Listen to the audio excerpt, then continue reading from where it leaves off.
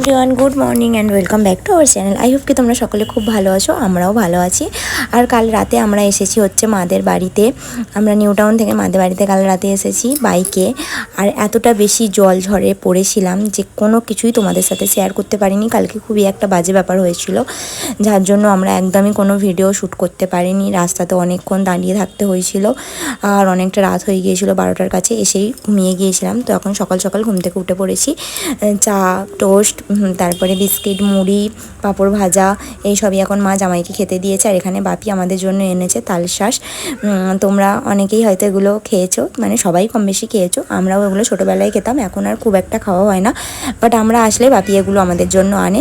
আর কাল রাতে কিন্তু মা আমাদের জন্য রান্না করেছিল চিকেন আর গরম গরম ভাত। তোমাদের আগেই বললাম অনেকটা রাত হয়ে গিয়েছিলো, তাই আর তোমাদের সাথে কিছুই শেয়ার করতে পারিনি। এই যে এখন রেডি হতে হতে তোমাদের সাথে কথা বলছি।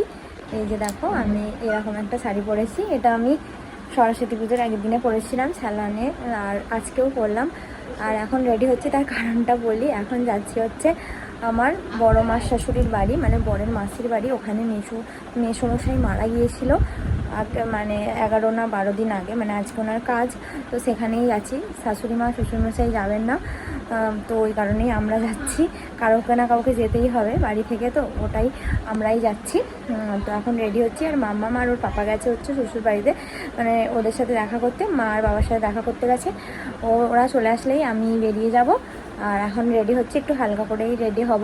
গরমে একদম ভালো লাগছে না, ফ্যান অফ করে কথা বলা যাচ্ছে না, ফ্যান চালিয়েই কথা হচ্ছে। আমার হাতে একটা সানস্ক্রিন।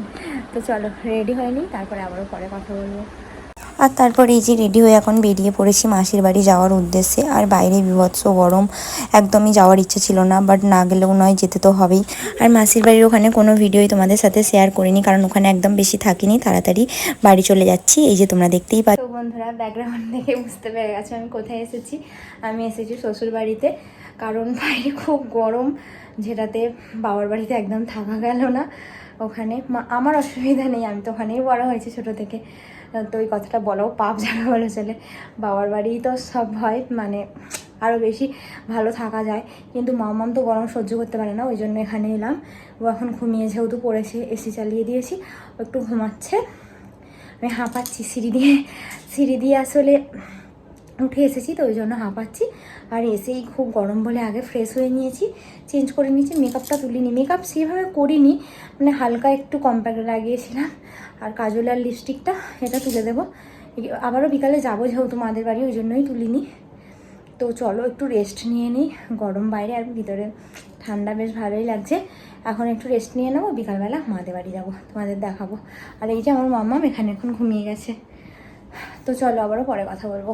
তো এই যে এখন বিকালবেলা আমরা এখন একটু রেডি হয়ে নিয়েছি, যাচ্ছি ওই বাড়িতে, মানে মায়ের বাড়িতে। আর এই যে তুতুন ঘুম থেকে উঠে গিয়েছে, ওর জন্যই অপেক্ষা করছিলাম, ও কখন উঠবে তারপরেই আমরা বেরোবো। তো উঠে গিয়েছে, আমি এখন রেডি হয়ে গেছি। রেডি মানে ওই আর কি, আমাদের পাশেই বাড়ি, তো ওখানেই চলে যাব। তো চলো ব্যাক ক্যামেরায় তুতুনকে দেখাই। এখানে রয়েছে তুতুন, ঘুম থেকে উঠে এখন রেডি হয়ে গিয়েছে। কোথায় যাবে তুতুন? কোথায় বলো, কোথায় যাবে? বলবে তো কোথায় যাবে। এ বাবা, বলতে পারে না, বলো কোথায় যাবে? আমি কোথায়? বাসে করে। বাসে করে? হ্যাঁ। কোথায়?